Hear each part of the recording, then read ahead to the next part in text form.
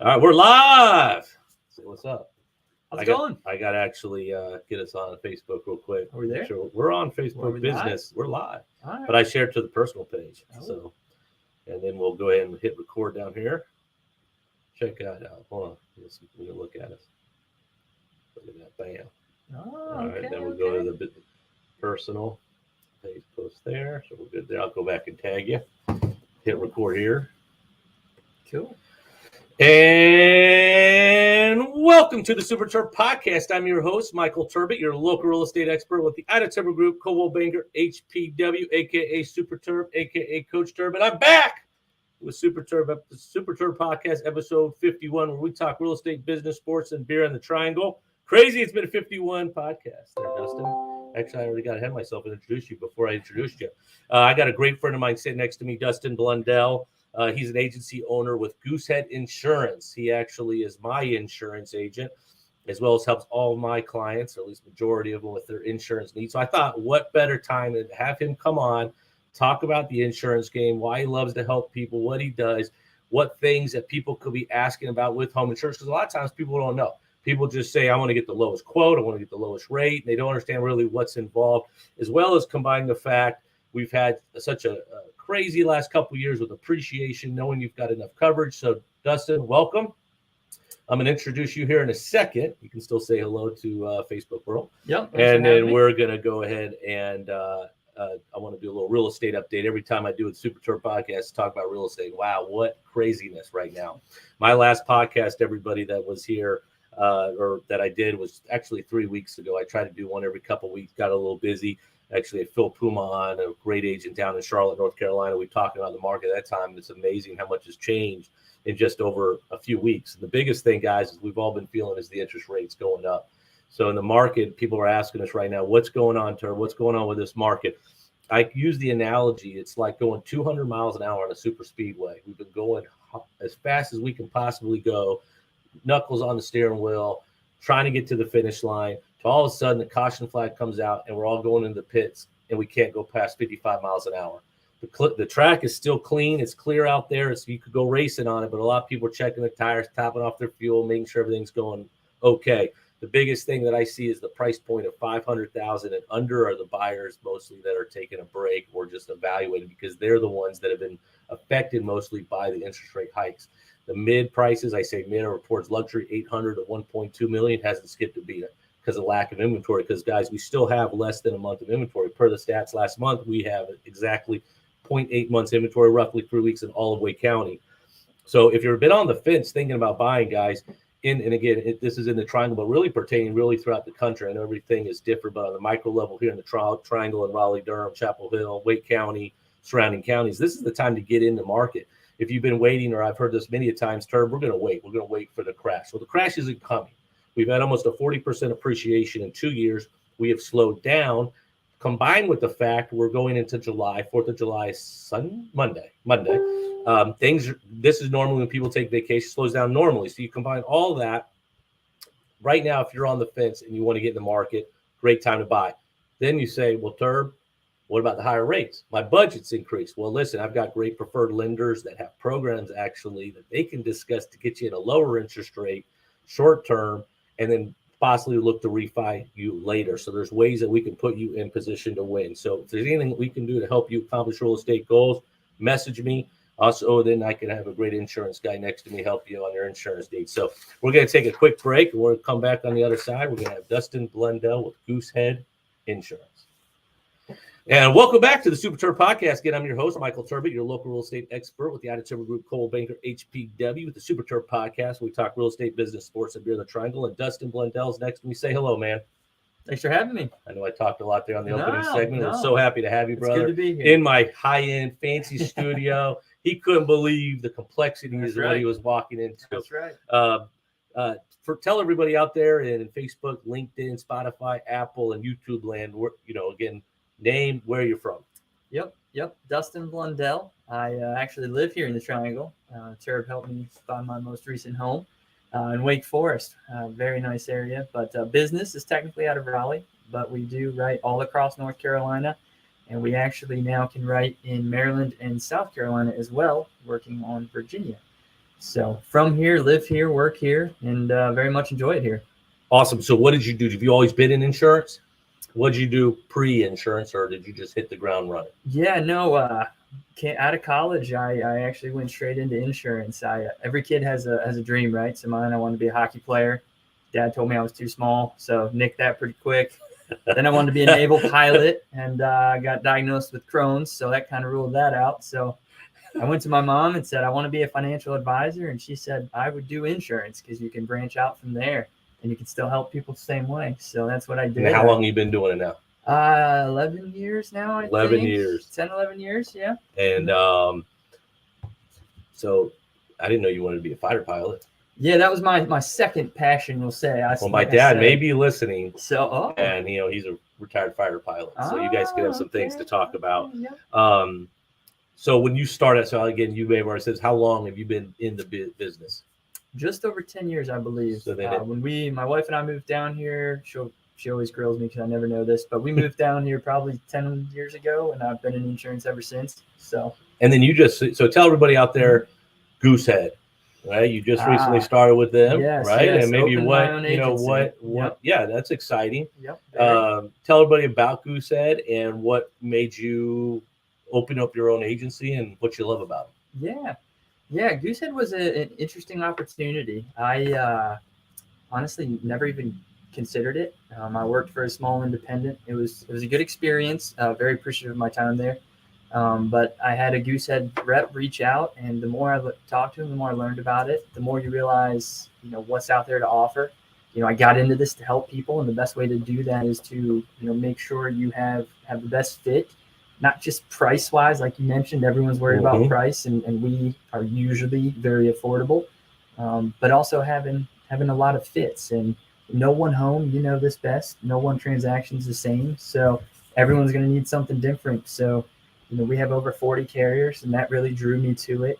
So you're able to help with different, whatever someone needs, you can match. It's like a matchmaker. Primary home, residential, investment properties, mountains to the beach. We coast, inland, mainland. We do it all, and that really appealed to me because, like I said, there's nothing worse when you're in a smaller position and you have friends or family call and say, "Hey, what can you do for me?" And you say, "Well, nothing." You know what I mean? Not a whole lot. So this kind of gave me the chance to really make sure I had all the tools I needed to best help.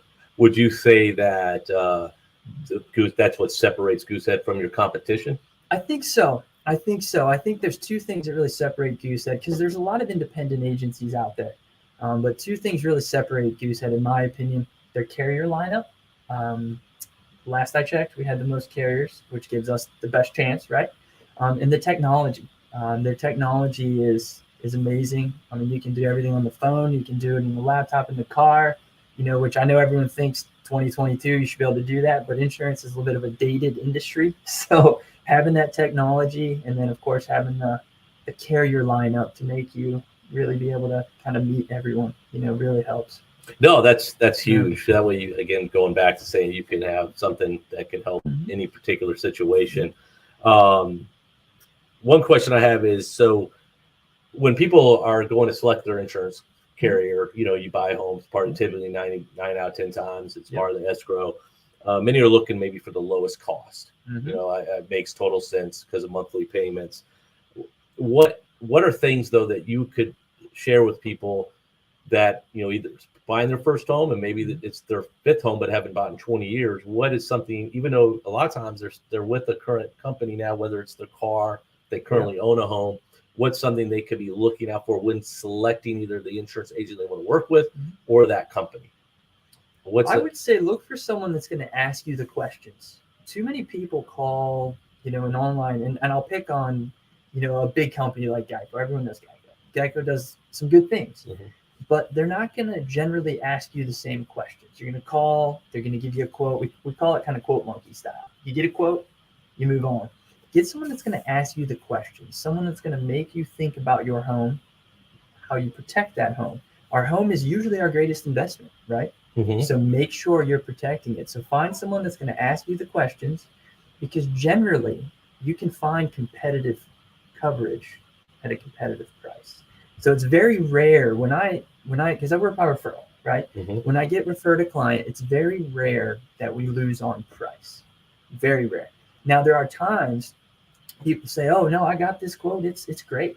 Well, then we start looking into it and I start asking the questions and they realize there's pieces to it that aren't the same as what I've sent or what other agents in independent worlds have sent. So find someone that's going to ask you the questions and don't be afraid to ask the questions yourself. And most importantly, invest the time. It does not take long to get good insurance. You can do it in less than probably 30, 45 minutes is my average call.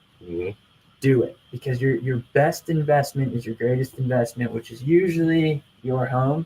Make sure it's protected because it's not just about getting insurance. It's kind of the whole financial planning mindset, right? Yep. We work hard for what we have.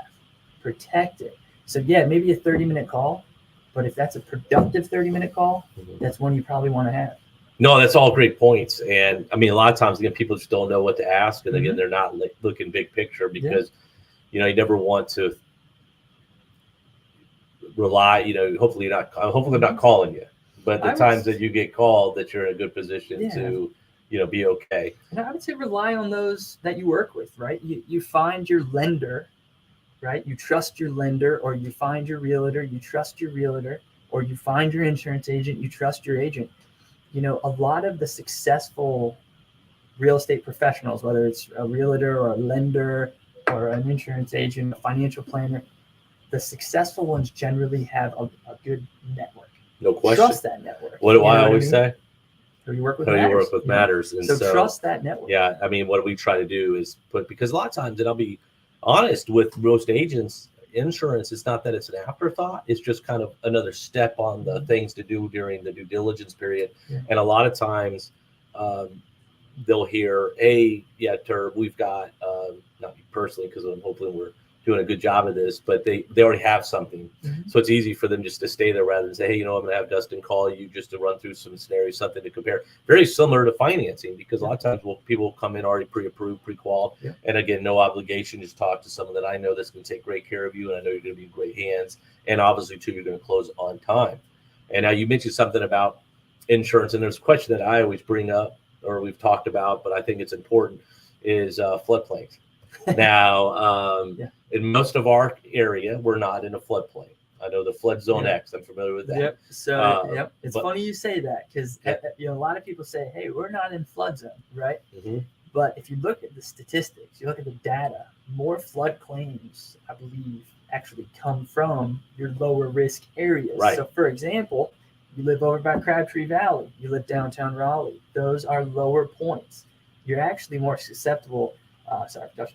Oh, you're good. No, you're fine. Those are more susceptible areas than what you might think. So, for example, I might have someone out at the coast and I might tell them, you're really not at a huge risk. Here's why. Don't get me wrong. Flood insurance makes sense. You should carry it. But there might be a home here just around the corner from you that I might say, hey, you need to have flood insurance, even though you don't think it through. You may not even know. Yeah, because that was the question is, how often you advise, because I remember when I came back in 06 that started my career, I want to say it was honestly not very long after, like 06, 07-ish, we had like a monsoon come through. And I just remember a good friend of ours that's in insurance as well at that particular time, the amount of calls that they got for flood and they weren't covered because it was water still coming in from outside the home, but they weren't covered. So the idea of maybe getting a rider or something like that is something that I always tell my clients also to explore so they're ready if something happens. Flood insurance can be had at a relatively affordable price. So, it's something to think about. But I've started telling any realtor I work with as well this, so it might be as beneficial for them as a client buying a home. When you're walking a property, look around as you drive, as you enter, not just the home, but enter the neighborhood. Because, you may be down the street from your neighbor and you may need coverage. You may be at a low point in the neighborhood, right? Where the runoffs all fall to. Because Raleigh specifically is a very hilly terrain, right? Very hilly area. So there may be, one house in the back of the neighborhood that really is flood susceptible. And then there might be some at the front of the neighborhood, not so much, especially with all the new construction, because there's no vegetation, not too much landscaping. So when you're in those neighborhoods, look around. Where do you fall? Are you in the front of the neighborhood, the back of the neighborhood? Are you high? Are you low? Are you in the first phase where there's a lot of, home building coming behind where you want to make sure you have protection? Those are all areas that I would definitely keep an eye on as you're walking your future home. No, again, great points, because again, you don't think about it, and it's like I always say, you know how good your insurance is until you need it, and you want to make sure you're covered. Yeah. What are the biggest mistakes you see with consumers getting insurance? Just like you mentioned, you have people that the home buying process is amazing, right? We all love it. We love the adrenaline of it. We love the fun in it, picking of the home, etc. What we can do to the home. We're all, as soon as we walk home, and I do this with my wife specifically, we walk home and we're like, okay, we would do this, we would do that, we would do this. And it's awesome. But we often overlook insurance because it's not as glamorous, right? So then we quickly get a quote online, from USA or Geico, and those companies do fine things, but talk to a local agent, just, it's only 30 minutes. And for example, if you find one that has enough in their arsenal, enough tools, they can quote you pretty much everywhere. If I get a lead, I'll quote you over 40 places. So even though, yes, it's a 30-minute call, I've checked pretty much everywhere for you. That's the best for you. And exactly. So what you and I might be neighbors, but your fit might be totally different than mine. So just what I would say is don't fall to the trap. You may end up staying with USA. You may end up staying with Geico, or whomever you're clicking online, or whoever your family's with. You may stay there. That's great. But use the independent route. And when I say independent, someone that can look at multiple places for you to make sure you're getting the good fit, not just on cost, but on coverage. And then definitely, even if you don't go with them, take that information back to your person or your company and make sure they adjust appropriately. That's kind of the best. Hey, it's feedback. Great.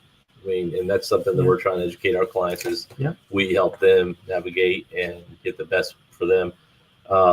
As far as deductibles, is there a deductible that's you would recommend? I know that everyone people look at it to be the best price. That's a great question. But when it hits the fan and you need that deductible, is there one that's better than others? So that's a phenomenal question. And that's where I actually enjoy what I do. Trust me, I don't wake up in the morning and say, I'm going to talk insurance today. But I love working with people. I love hearing their story. Are they buying their first home, their 10th home, their 20th home? Are they growing a family, expecting a family, new to the area? Whatever it is, and getting to know them. And part of getting to know them is getting to know their financial position. Not getting into the nitty gritty, but is this your first home? Are you emptying your savings for it, right? Mm-hmm. Well, if that's the case, carry $1,000 deductible, carry a lower deductible. Well, if this is, if you have a safety net built up, carry a $2,500 deductible. I personally carry a $2,500 deductible, and I recommend it when you can, because same thing as car insurance in North Carolina. When you file claims, your insurance is probably going to go up, right? So it's all about that cost to benefit, that value analysis. So make sure you're doing that. And if you work with someone who's strong in what they do, they're going to tell you, hey, I have 2 quotes here. One, it's only going to save you $10 to do the lower deductible. Let's do it. Or it may be a $400 difference, and we may be saying to you, can you make $2,500 work? Can you keep that in savings? Is that comfortable? Then go that route. And I have some clients who, they buy higher end homes and they go above that. And for those folks, that's great too. So I would say, look at your financial position, look at what you're comfortable with, and talk with your insurance agent and see what maybe they recommend. Because if they're doing their job right, they should really be getting to know you. And when you get to know someone, you can really get to know what their comfort level is going to be. And that's valuable right there, man. Because I know that's, again, it's all about managing expectations when it's relationships and knowing what they're looking for. Exactly. And something that I touched on, in the real estate, update is the appreciation that we've seen since really, January 2020. We were moving in, didn't know it even before COVID was COVID. And then, of course, everything exploded, and we've had close to 40% appreciation in 24 months time frame. Yep. One thing that I thought would be great to ask you now is how important it is for someone to check back in to make sure they have enough coverage per what their home's worth now versus when they bought the house. Is that something that is important, or you're seeing issues with? No. I would say I'm not seeing too many issues with it because, proper agents or appropriate agents, or the appropriate way agents should handle it is we should have riders on there to help buffer some of those changes, whether it's appreciation or, the COVID effects of like labor and materials and shortages, things like that. So you should have riders on there to help protect you. I personally think it's always a great idea to maybe review your insurance every 3 to 5 years. And I try to do that with all my clients. Obviously, we know people get busy, right? But if you can talk every 3 to 5 years, we can make sure you're protected. Have you gotten married? Have you had kids? Because it's more than just homes. I mean, homes are huge in this area because the market, right? But if you check in every 3 to 5 years, you never know what exposures you may not have been thinking about. Is it life insurance? Is it your car insurance? Do you have a 16-year-old that's about to start driving? Those questions are things that, you want to start planning for so it's not a sticker shock, right? So I always tell people, if you check in every 3 to 5 years, you shouldn't worry because things like appreciation, you'll touch on that. Have you made any improvements to your home? You'll touch on that. Do you have a young driver coming? You'll touch on that. Those are all things that should be a part of the normal conversation. So if you're checking in every 3 to 5 years, I think you'll be fine. Okay. And if the policies were written appropriately up front, they should be there to at least protect you. But I would still recommend you check in usually every 3 to 5 years. Very good. No, that's helpful because again, that question's come up, and I know you and I even talked about it with my current home. We so did. That's good. Yep. I want to hear the crazy story that you've been a part of.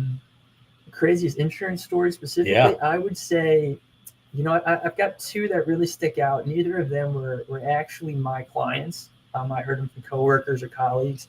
But everyone thinks your home insurance covers everything. And I always tell people, remember, maintenance-related things are not covered on home insurance. No. Let's be clear. But there's also two ways there's many ways, but there's two specific ways to cover home insurance. And we had someone where an animal got through a sliding screen door, tore up the floor, knocked over the furniture. It wasn't my client, but they had an enhanced home policy is what we call it, and it actually protected them. A normal home policy, that would be excluded because it only worries about, your windstorms, your fire, your theft, and your water. So that was a crazy one. I mean, no one thinks, hey, I have a landscaper that's going to spook an animal through my sliding screen door. You don't think that through, right? So enhanced coverage. Enhanced is the key. coverage. And it's not for everybody. There are certain, I just had a conversation with someone yesterday. The value didn't make sense. The cost, it didn't make sense for that person. So it's not for everybody. But there are different ways you can protect things that you may not think of that can kind of leave you exposed, I would say. The other one I always, and it's really not that interesting of a story, but everyone always asks me, should I get an umbrella to protect my home? Okay. Well, a lot of people do get umbrellas, but it's actually more important to have them, in my opinion, for the auto, because you don't know who's around you. You don't know who's going to hit you, who you're going to hit them, whatever it may be. If you have young drivers, older drivers, bad drivers, get an umbrella policy. Because I had a lady moving down here from Massachusetts, and she was going through a lawsuit where it was close to $1 million. Well, if that went the wrong way, where does that money come from? It's coming out of her. And she's not in a position to do that, nor are most people. So having that umbrella, safe to say it all worked out for her, and she now has an umbrella. And fortunately, she didn't need an umbrella. But everyone thinks, I have an X value home, I need to carry an umbrella to protect it. But really, it's the cars around you, and that's what you need to be nervous about, because you don't know those people. Generally, we know who's coming into our home, generally. So that was the other one, just seeing that come to fruition, seeing that example, that live example just as of late here, where it really kind of hit home, because I tell a lot of people carry an umbrella and a lot of people don't. So just seeing how bad that could have gotten pretty quickly. It was just interesting for me to see, we'll say that. Probably not interesting for the viewer here. But no, it's great story. I mean, that's just important to know, especially because you hear umbrella, you're not really sure what you need it for, where, and so that's all helpful. A couple more questions, and then we're going to do rapid fire questions. Okay. So I always ask everyone, why do you love what you do? You kind of touched on it, but I really, everyone says it, and I'm a pretty straightforward guy, so I'll tell you, I think a lot of people are full of it, but I really mean it when I say I love helping people.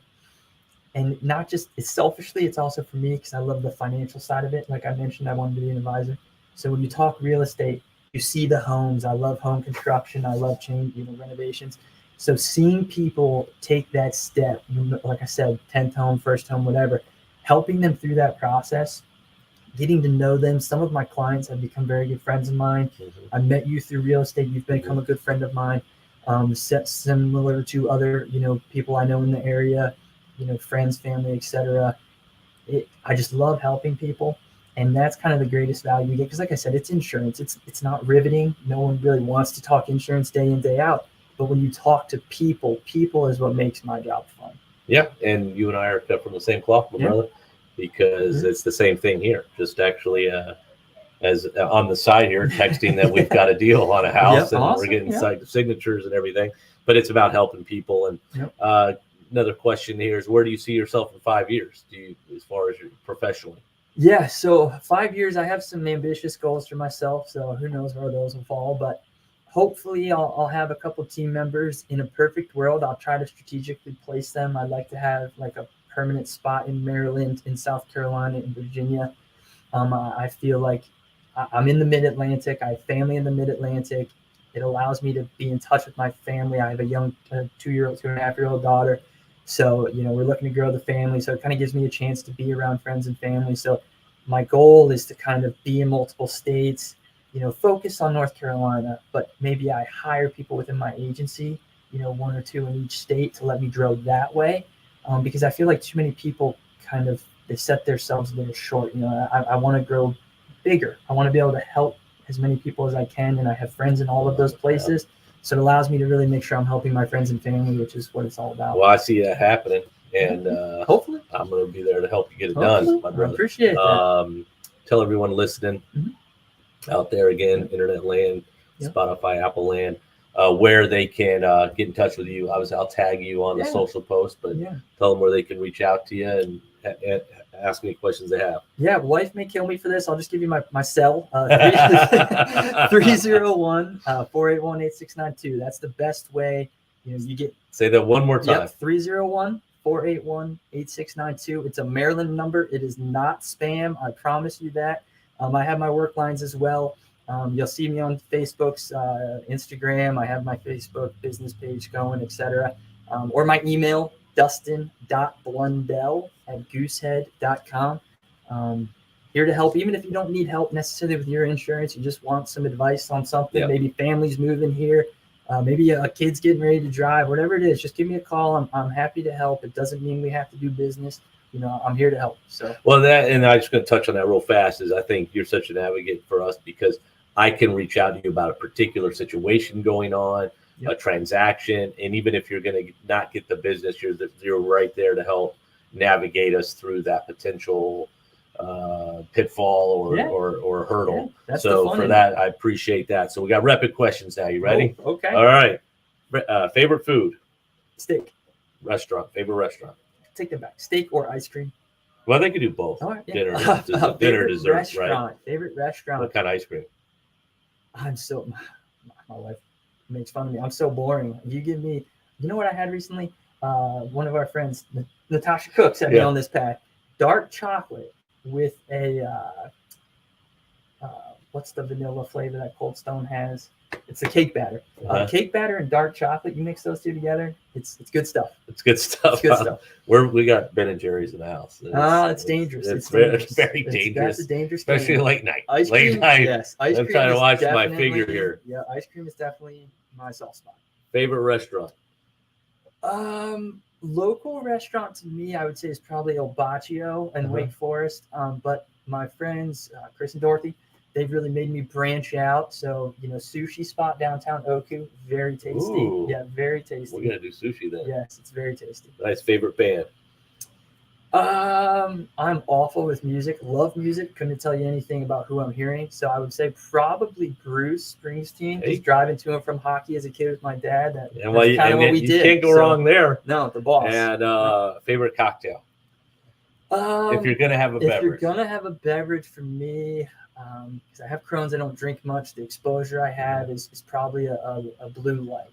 A nice cold blue light with like a wing or a steak or maybe a burger or something. It's good stuff. And I know this favorite sports team. Anything Philadelphia. I love the Eagles. I love the Flyers. They're killing me lately, but I love them. Heck, I'm desperate. I even watched the Sixers in the playoffs. I'm not an NBA guy generally, but I've even watched the Sixers. Even college? Your Temple or? So, college is weird. My dad's an OU guy, so I watch OU, but you kind of fall for the Philadelphia teams, the PA teams, so like Villanova, watch a lot of Villanova basketball, Temple basketball. But yeah, Eagles and Flyers and Phillies are definitely my Eagles favorite, are going to be good this year. I'm a nice Philadelphia fan. I'm not one of those. Yeah, I could, and Carver too. You can attest Carver's to pretty that. good. He's a nice guy. I'm a nice. No, you're a good guy. Yeah. What do you like doing when you're not doing insurance? Boy, I would say anything with my 2-year-old. I've had so much fun with my friends, college, post-college, but boy, my 2-year-old, she keeps you have fun anywhere you do. Frozen the lake, right now, the right? beach, you're watching Frozen, the movie 1,000 times on repeat.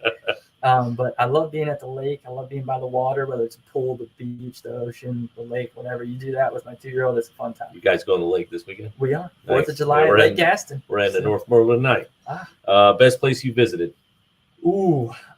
Italy, Rome. My parents were nice enough to take me there when I was 18. Just the architecture, all of it. I love Colorado. I have a soft spot for Colorado. They have so much out there.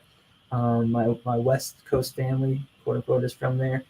So I always enjoy visiting there. But I would say Rome in Italy. I would love to go. I haven't been there. Amazing. I've been to Europe once, and that's when my dad and I did the Beyond Band of Brothers tour in 2016.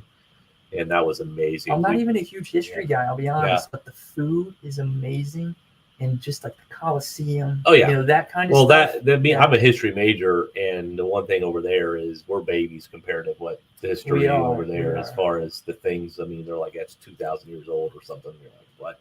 Yeah. So yeah, I'd love to go back. I'd love to see Italy. I know I've got some Italian in me. So we haven't even gotten to the hills. We only stayed in the city. We were only there for a week, but it was an amazing time. I would go back, and I would probably do it for 2 weeks so I could get into the hills and see some of that side of it too. But so, where's a place you haven't been but want to go to? That's a good question. I would I've always wanted to go to Western Canada.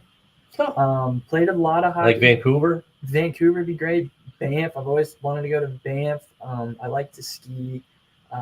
So Western Canada has always kind of intrigued me. Like I said, if I was going outside of the U.S. or outside of the North America, I should say, I would say I'd probably go back to Italy and try to hit those hills, the foothills, stuff like that. Or maybe England, because I have some family history there that I've never really been exposed to. Been to London. I've been to London in 19 when the Panthers played the Yucks over there. Probably a golf trip over there with my dad. Scotland. That would be it. I'd like to go to Scotland, maybe Ireland, and hit that with my dad. But that would probably be a dream scenario too. Yeah. Dinner with 2 people, either dead or alive. Wow. Dead or alive. Good Lord. You like these questions? No, that's a great question. So dinner with 2 people, 20 years ago, I would never have, not even 20, like 10 years ago, I would never have said this, because in my house, we were not Tiger Woods fans. We just did not like it. Seeing how he's changed, given I'm an avid golfer, I love golf, seeing how he's interacted with the young American players, I would probably say, without taking more time to think about it, I would love to sit down with like Tiger and Jack Nicklaus. I hear the stories of the PGA guys talking about how good they are with their time, how good, the stories they have. I would say those 2. If it wasn't someone that's like, we'll say famous or something, I would probably sit down with my grandfather. Passed away a little early. And so I just kind of miss some of these conversations. So what you talking PGA? What's your thoughts on this whole live tour thing? Goodness, that's tough. I don't even know. The players that are going seem to love it, but the players that are going are generally, I don't know how to word this politically correct, they're a little bit more controversial, right? So you never really know what kind of feedback you're getting. I'm an old school guy, and I'm all about loyalty. If I was a PGA Tour guy, I would have a hard time making that move. Watching it, like I haven't watched a minute of it because I watched the PGA Tour. Yeah, I think they've only done the one so far. They're in Portland now. This weekend, right? And then, do they even have a TV contract? So they don't yet, to my knowledge, and that's kind of the other side of it. I grew up in a military family, so not to get into the political side, but just the money backing, where it's coming from, being old school, kind of being, loyal. I would have a hard time leaving the tradition of it, like the Augusta. There's not many weekends that get me going like Augusta, so the Masters. That's going to be interesting because I players, think they're able to still play the majors outside of the PGA. if they qualify. So like they were talking about a couple of the True. big names yesterday. Yeah, so, like so you'd have to Patrick be Reed, you'd he have qualifies, to, but then he doesn't know if he'll let him play. But like some of the other tournaments, you'd he doesn't have qualify. right. You'd have to be a champion.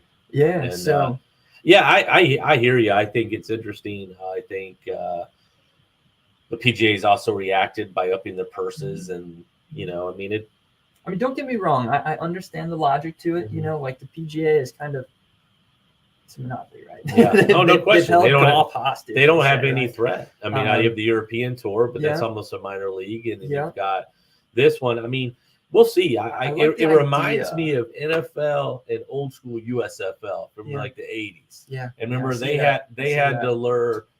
I was young. I was like I was younger, but I mean that's when they lured like Jim Kelly, Steve Young, didn't even Herschel Walker play for the USFL. Anyways, but they spent a lot of money getting the stars, and then they couldn't sustain the cost, and then it's hard to compete. So I don't know how they're going to do that.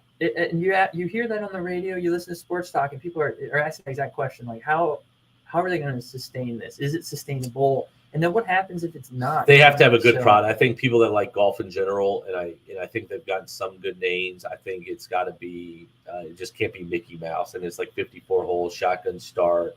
They have team names. I don't really understand all of it. See, I like some of that stuff. No, it makes it unique. But at the same time, and if I'm a golf, let's be honest, okay, they're professionals. Yeah, they are playing to get paid. Yes, they are. So if someone came to me and said, "Terb, I'll give you $100 million to go play in this tour," as long as that $100 million is there, that's something you've got to take along, especially the players that are at the back end of their career. Yeah. And the gentleman that won, I can't think of his name, but he won the first event.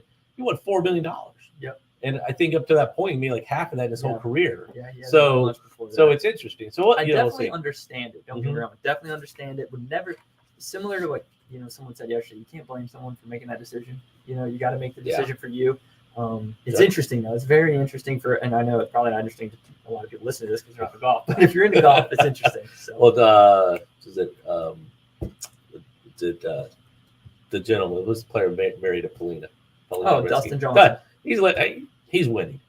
He's doing, winning in life. He's doing okay. I think he got 125 mil. Yes, just married Paulina Gretzky. And she's not hurting. No. And I think probably just going to tee it up a few weekends. Not to mention, your father-in-law is Wayne Gretzky. Not bad. The goat himself. Not bad. So I think that's the other thing that I know, like Kepka said, is the schedule can rest more.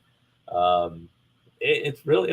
I guess we'll see how it plays out. It's gonna be interesting. You give me a golfing group of 4, by the way. I know I mentioned like Tiger or Jack. You throw Wayne Gretzky in that conversation mix, and now we're having a pretty good foursome.